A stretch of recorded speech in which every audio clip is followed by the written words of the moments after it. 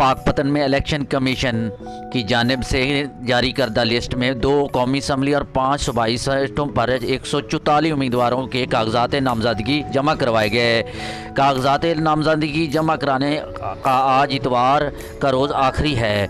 पाकपतन में NA 139 और में 19 और 140 NA में 21 उम्मीदवार कागजात नामजदगी जमा करवाई हैं। PP 193 में 19 और PP 194 में 22 उम्मीदवार कागजात नामजदगी, 195 में 14 जबकि PP 196 में 21 और PP 197 में 28 उम्मीदवारों ने कागजात नामजदगी जमा करवाई। इलेक्शन कमीशन का जारी करदा लिस्ट के मुताबिक। कैमरा टीम के साथ उमर दराज हास, पाकपतन शरीफ।